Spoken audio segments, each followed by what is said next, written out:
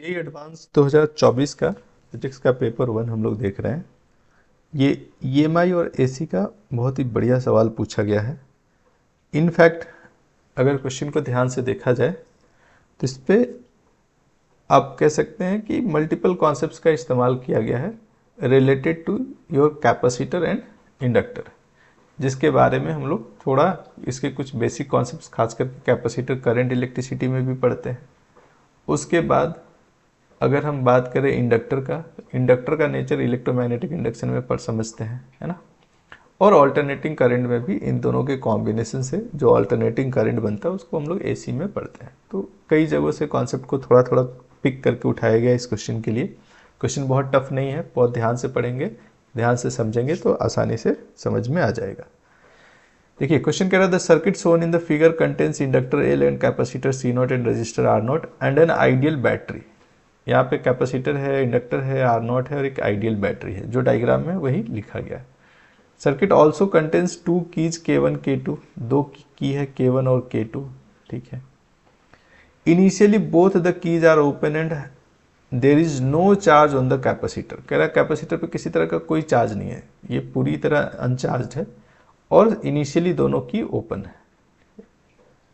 Eight an instant कह रहा है कि एक समय K1 is closed immediately after this the current in R0 is I1।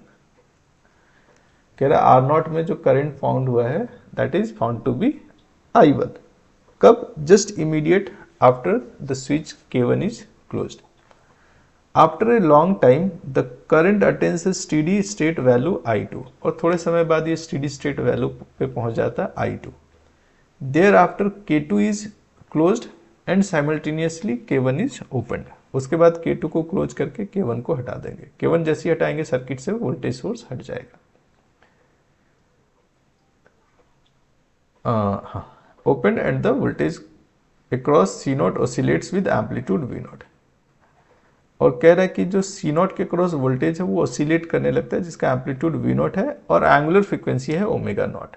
C0 के क्रॉस जो V की का वेरिएशन है वो साइनोसॉइडली वेरी करने लगेगा। उसका एम्पलीट्यूड कितना होगा और फ्रीक्वेंसी क्या होगा ये बताना है। तो बाद का जो पार्ट है वो एलसी ऑसिलेशन का क्वेश्चन बन जाता है। एक एक करके समझेंगे। लिस्ट 1 में लिस्ट 1 को लिस्ट 2 से मैच कराना है। कुछ वैल्यूज पूछा गया है और उसका रिजल्ट लिस्ट 2 में है, सही वाला रिजल्ट मैच कराना है। एक एक करके समझते हैं, आइए देखते हैं। पहला जो है P वो पूछ रहा है value of I1 in ampere. इसमें जैसे आप K1 को क्लोज करते हैं तो एक सर्किट बना जिसमें वोल्टेज सोर्स से करंट निकल करके वापस घूम के यहाँ तक आ सके, है ना। अब इंडक्टर का एक नेचर हम लोग जानते हैं, ये किसी भी तरह के चेंज को अपोज करता है ना। और जैसे ही हम स्विच ऑन करते हैं एक सडन चेंज आ रहा है। सडन चेंज मतलब रेट ऑफ चेंज बहुत हाई है। रेट ऑफ चेंज अगर हाई है तो उसको उतना ही ज़्यादा अपोजिशन के साथ इंडक्टर चेंज को रोकने की कोशिश करेगा। तो हम कहते हैं ये सडन चेंज को बर्दाश्त नहीं करता है और करंट को अचानक से बढ़ने नहीं देता है। तो करंट स्टार्ट होगा 0 से और ये धीरे धीरे ऐसे बढ़ता है ना। स्टार्टिंग में जो करंट है वही I1 है। यहाँ पे जो करंट है स्टार्टिंग में एट t इक्वल्स टू 0 वही I1 है। I1 is 0। तो I1 जो होगा वो 0 होगा। फिर कह रहा है the value of I2 in ampere is. I2 किसको कह रहे हैं? एक लंबे समय के बाद इसकी जो करंट है वो लगभग कांस्टेंट दिखने लगता है। इसे सैचुरेशन करंट कहते हैं। ये I2 है। ये कांस्टेंट क्यों दिखने लगता है? क्योंकि अब करंट का रेट ऑफ चेंज बहुत हाई नहीं है। यहाँ पे स्लोप देख सकते हैं ऑलमोस्ट पैरेलल हो गया है टाइम एक्सिस के, इसीलिए रेट ऑफ चेंज अगर हाई नहीं है तो यहाँ पे जो पोटेंशियल डिफरेंस क्रिएट होता है जो कि L D I by D T होता है वो भी अप्रोक्सीमेटली 0 हो जाएगा एक लंबे समय के बाद। अगर ये 0 हो गया तो आप इसको ऐसे कंसिडर कर सकते हैं कि ये जो है इंडक्टर वो एक कंडक्टर के जैसा काम करने लगेगा। अब सर्किट में सिर्फ एक रजिस्टर है जो इस वोल्टेज सोर्स के करंट को रोक सकता है। तो I2 जो होगा वो पोटेंशियल डिफरेंस बाई रेजिस्टेंस होता है। ये हम जानते हैं पोटेंशियल डिफरेंस कितना है, 20 वोल्ट का, रेजिस्टेंस है 5। तो ये 4 एम्पियर का मैक्सिमम करंट हो सकता है। एक बार चेक कर लें दोनों का आंसर क्या है। I1 इज 0 यानी P का 1 और I2 कितना है 4। यानी P का 1 और Q का 3, कहीं दिया है P का 1 Q का 3, P का 1 Q का 3, इसमें भी P1 और Q का 2 है तो फेल हो गया, बी ऑप्शन फेल हो गया। P का 2 Q का 5 ये भी फेल हो गया। अब ऑप्शन ए या सी में से ही कोई सही है ना। उसके लिए आपको चेक करना पड़ेगा आर की वैल्यू, यहाँ भी 2 दिया, यहाँ भी 2 दिया, दोनों में सेम दिया, तो इसको नहीं भी चेक करेंगे तब भी ये सही निकलेगा। एस चेक कर सकते हैं, लेकिन क्योंकि हम लोग को समझना है हर एक पॉइंट को, तो हम आर और एस दोनों के लिए सॉल्व करते हैं। अब देखिए क्या कह रहा है आर और एस में, क्या पूछ रहा है। The value of omega naught in kilo radians per second and the value of V naught in volt. अब ये ओमेगा नॉट और वी नॉट क्या है, तो ओमेगा नॉट वी नॉट के लिए कह रहा है कि जब इसमें करंट पीक पे आ चुका था, है ना, करंट पीक पे आ चुका था I2, उस समय इसको खोल दीजिए और इसको क्लोज करिए। अब बैटरी सर्किट से हट चुका है, अब करंट का रास्ता ऐसे है, और ये अभी कुछ एनर्जी इंडक्टर के पास वो धीरे धीरे कैपेसिटर में चला जाएगा चार्ज के फॉर्म में, और फिर कैपेसिटर इसमें वापस इलेक्ट्रिसिटी को या करंट को रिवर्स डायरेक्शन में भेजेगा।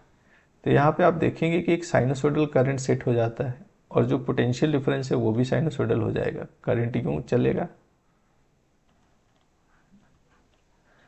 और 90 डिग्री का फेज डिफरेंस होगा करंट और वोल्टेज में, वोल्टेज जो है वो कुछ ऐसे चलेगा। दोनों की फ्रीक्वेंसी रहती है सेम, तो ये जो वोल्टेज चल रहा है आपका V, उसका मैक्सिमम वैल्यू क्या होगा और फ्रीक्वेंसी क्या होगा। अब LC ऑसिलेशन अगर आपने पढ़ा होगा तो इसको बोलते हैं हम लोग रेजोनेंस फ्रीक्वेंसी। LC अगर कनेक्ट किया गया और ये दोनों का एनर्जी आपस में ट्रांसफर हो रहा है, तो जो ऑसिलेशन होगा उसका एंगुलर फ्रीक्वेंसी हो जाता है 1/√LC। वैल्यूज पुट करिए, L की वैल्यू दिया हुआ 25 इंटू 10⁻³ C कितना दिया हुआ है 10 माइक्रोफराड, सो 10 इंटू 10⁻⁶। अब इसे सिंप्लीफाई करेंगे हम लोग, तो ये 25 का रूट जो है वो 5 बाहर आ जाएगा। ये तीनों को मिला दीजिएगा तो 10⁻⁻3, 10⁻⁻6, 10⁻⁻9 इंटू 10, 10⁻⁻8, उसका रूट ले लेंगे तो 10⁻⁻4, और इसको ऊपर ले लेंगे तो 10⁻⁴/5, और इसको ऐसे लिख सकते हैं 10 इंटू 10⁻³ तो फाइनल रिजल्ट क्या मिल रहा है 2 इंटू 10⁻³ रेडियन पर सेकेंड, और ये कह रहा है किलो रेडियन पर सेकेंड में वैल्यू बताने। तो ये 10⁻³ को अगर इसके साथ मिला देंगे यूनिट के साथ, तो ये हो जाएगा 2 किलो रेडियन पर सेकेंड, है ना। ओमेगा नॉट का जो न्यूमेरिकल वैल्यू है ना, वो 2 आना चाहिए। वी नॉट क्या है, अब देखिए यहाँ पे वी नॉट मैक्सिमम वोल्टेज है। मैक्सिमम वोल्टेज क्या होता है, वी नॉट जो मैक्सिमम वोल्टेज कैपेसिटर और इंडक्टर दोनों पैरेलल में है तो दोनों के क्रॉस सेम आएगा। जब मैक्सिमम करंट होगा सर्किट में I नॉट, है ना, उस समय I नॉट इंटू XL या फिर I नॉट इंटू XC। तो हम लोग XL वाला लेके चलते हैं, दोनों में से किसी को भी लेके चला जा सकता है। I नॉट कितना है 4 मैक्सिमम करंट, XC होता है ओमेगा इंटू L, ये हो गया 4 इंटू ओमेगा कितना 2 इंटू 10⁻³ SI यूनिट में रखेंगे वैल्यूज। L की वैल्यू है 25 इंटू 10⁻⁻3, -3 से +3 वाला पावर जो है वो कैंसिल आउट हो गया, और अब बच्चा अपना 4 इंटू 25 100 इंटू 2, ये फाइनल मल्टीप्लाई होकर के 200 वोल्ट, है ना। चेक कर ले, R के लिए 2 और S के लिए 200 कहाँ पे है, R के लिए 2 ऑप्शन 2 दोनों में दिख रहा है A और C में, और S के लिए 200 यानी कि 5 कहाँ पे दिख रहा है, सिर्फ ऑप्शन A में, इसीलिए सही आंसर ऑप्शन A होगा यहाँ पे। उम्मीद करते हैं आप लोग को समझ में आया होगा, है ना।